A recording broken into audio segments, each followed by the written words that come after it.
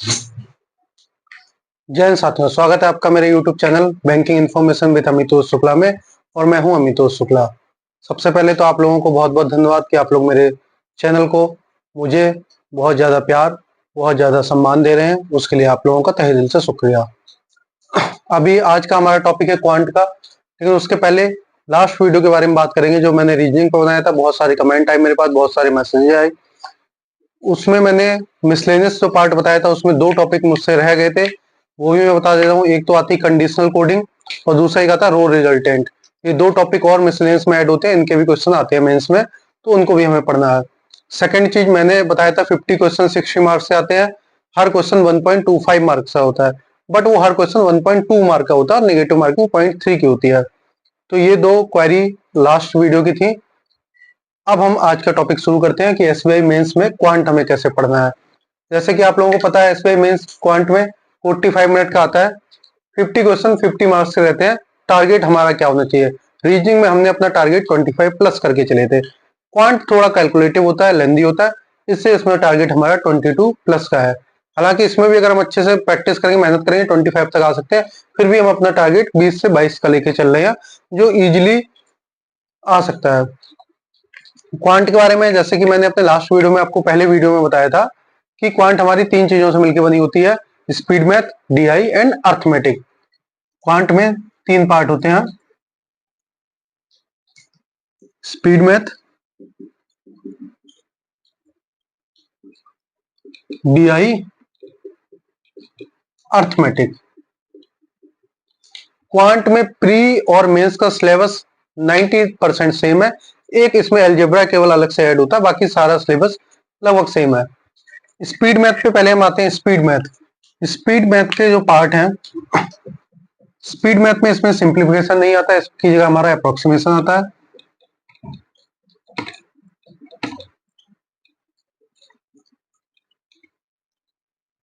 Number series हमारी आती है। नंबर सीरीज हमारी मिसिंग भी हो सकती है और रॉन्ग भी हो सकती है। नंबर सीरीज के क्वेश्चन कैसे आते हैं? दो आपको इक्वेशन दी जाएंगी, पहली में एक सीरीज दी जाएगी, उसमें कहीं कोई पार्ट मिसिंग होगा, हो सकता है उसको ए बी लिख दिया जाए या एक्स वाई लिख दिया जाए। फिर बोला जाए कि इसका जो थर्ड टर्म है उससे हमारी नई सीरीज शुरू हो रही है, सेम पैटर्न को फॉलो कर रही है, तो इसका फिफ्थ टर्म क्या होगा, ऐसे टाइप आती है। कभी कभी कोई रॉन्ग सीरीज होती है, बोलते हैं कि इसका जो करेक्ट टर्म होगा वो फाइंड आउट करके फिर दूसरी सीरीज में कोई एक पार्ट दिया रहता है, फिर उनमें कुछ ना कुछ कैलकुलेशन करवाते हैं, तो उस टाइप की ये नंबर सीरीज आती है। तीसरा ये चैप्टर जो है, इसमें प्री में क्वाड्रेटिक इक्वेशन आता है, इसमें थोड़ा क्वाड्रेटिक इक्वेशन का बड़ा हुआ रूप, जिसको हम अलजेब्रा बोलते हैं या फिर नंबर सिस्टम बोलते हैं। ये मेंस में एक अलग से आता है, जिसको हमें अच्छे से पढ़ना है। तो हमारे स्पीड मैथ में यही तीन पार्ट हैं। और स्पीड मैथ आपको मैं बता दूं, स्पीड मैथ आपको ये मिलेगा, आपको 3 से 4 नंबर, ये आपको मिलेगा 4 से 5 नंबर, और ये भी आपको मिलेगा 5 से 6 नंबर टाइप। तो स्पीड मैथ टोटल हमें अप्रोक्सीमेट 12 से 15 नंबर की मिलती है स्पीड मैथ। तो हमारा जो पहला टारगेट होना चाहिए स्पेशली मेंस में मैथ का, वो हमारा यही होना चाहिए कि यहां से हमें 12 से 15 नंबर निकालने हैं किसी भी हालत में। मेंस का हमारा जो पहला टारगेट मैथ में स्कोर करने का ये है कि हमें यहाँ से 12 से 15 नंबर किसी भी हालत में निकालने। इसलिए हमें ये टॉपिक बहुत अच्छे से पढ़ना है। प्री के लिए भी तो पढ़ने ही पढ़ने हैं। प्री में भी स्पीड मैथ का अच्छा और खास रोल है, मेंस में भी स्पीड मैथ का ही रोल है। जितनी हमारी जल्दी ये हो जाएगा उतना हमें टाइम मिलेगा डीआई और अर्थमेटिक पे जाने के लिए। बट ये हमारे जो 12 से 15 नंबर है, इन पे हमें अच्छी प्रैक्टिस करनी है, अच्छी पकड़ बनानी है। आप लोग देख लीजिए, फिर मैं इसको रब करता हूँ।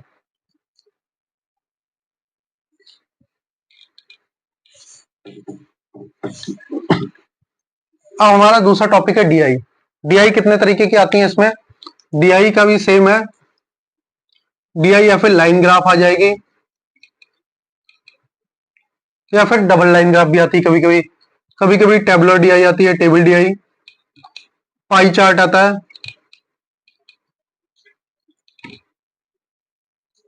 वेन डायग्राम आता है,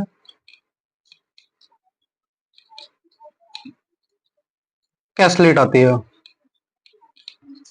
टोटल हमें मेंस में 4 डीआई देखने को मिलेंगी 20 नंबर की। ये आता है 20 नंबर का, 4 डीआई हमारी 20 नंबर की आती हैं। 5-5 क्वेश्चन रहते हैं सब डीआई में, या फिर एक डीआई मेरी वो भी आती है अर्थमेटिक बेस,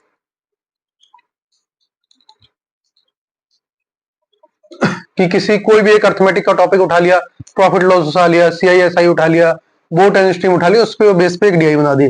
तो टोटल ऐसे 4 डीआई आती है 20 नंबर की।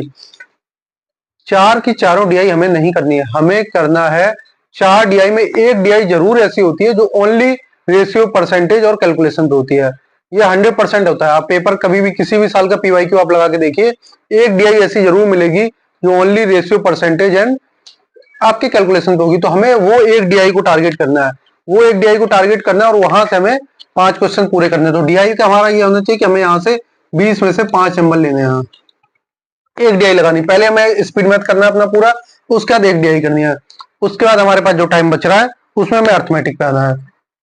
इसको मैं रब कर रहा हूं।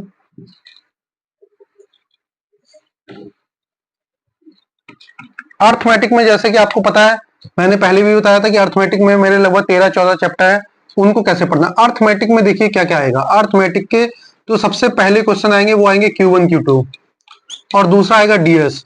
तो अर्थमेटिक में पहले हमें इन पे फोकस करना है। Q1 Q2 में क्या रहेगा, क्वेश्चन 1 क्वेश्चन 2, उसमें क्या रहेगा, छोटी छोटी प्री लेवल की अर्थमेटिक का कोई एक क्वेश्चन होगा, फिर सेकंड क्वेश्चन में कोई एक क्वेश्चन होगा, उनका कंपैरिजन कराएंगे, Q1 is greater than Q2, Q1 is less than Q2। तो इसके हमारे अप्रोक्सीमेट 2 से 3 क्वेश्चन आएंगे। डेटा सफिशिएंसी के 2 से 3 क्वेश्चन आएंगे। इनको हम स्पीड मैथ का ही पार्ट मान सकते हैं, बट इनको हम अर्थमेटिक में इसलिए रखते हैं क्योंकि इनका Q1 और Q2 दोनों अर्थमेटिक के छोटे छोटे टॉपिक पे आएंगे। तो हमारा पहला टारगेट ये होना चाहिए, ये करने का, Q1 Q2 और डीएस के क्वेश्चनों को सॉल्व करने का। तो हमने 12 से 15 नंबर यहां से निकाले, 5 नंबर यहां से निकाले, 2-3 नंबर यहां से निकाले। तो ऐसे करके हमारे लगभग 20 नंबर बन जाते हैं। अब हम आते हैं जो बचे हुए इनके टॉपिक हैं। बचे हुए टॉपिक जैसे आपको पता ही है, मैंने आपको बताया था रेशियो परसेंटेज तो डीआई का ही पार्ट है। उसके अलावा हम आते हैं एवरेज पे, इसमें एक आता है एज भी आता है। फिर आते हैं हम पार्टनरशिप पे,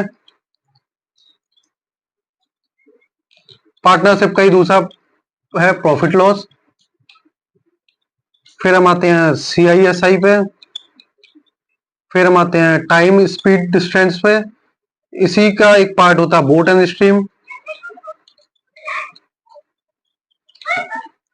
इसके अलावा हमारे और बहुत सारे पार्ट होते हैं, जैसे हमारे होते हैं वर्क एंड टाइम।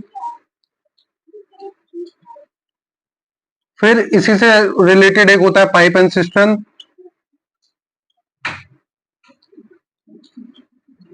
फिर इसी में अलग से फिर और 2-3 टॉपिक होते हैं मेंसुरेशन, इसमें 3D मेंसुरेशन आती है, परमुटेशन कॉम्बिनेशन और आखिरी में प्रोबेबिलिटी। आपको ये सारे टॉपिक नहीं पढ़ने हैं। एक टॉपिक और रह गया मेरा यहाँ पे, मिक्सचर एलिगेशन, मैं लिखना भूल गया, मिक्सचर एलिगेशन।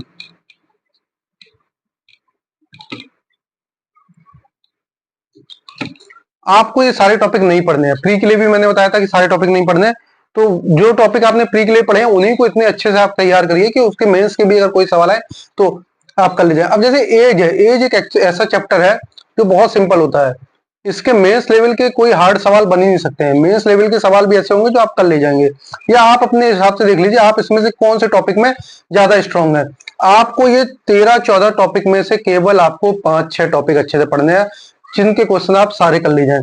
तो आपने इन 5-6 टॉपिक में से अगर आपने 3-4 क्वेश्चन भी कर लिए, ज्यादा नहीं, आपको इनमें से जितने ये आएंगे ना, आपके 12 से 15 नंबर का ये आएगा, 20 नंबर का ये आएगा, और बचा हुआ अर्थमेटिक जो है आपका 15-16 नंबर का, 15-16 नंबर का आपका ये अर्थमेटिक आएगा।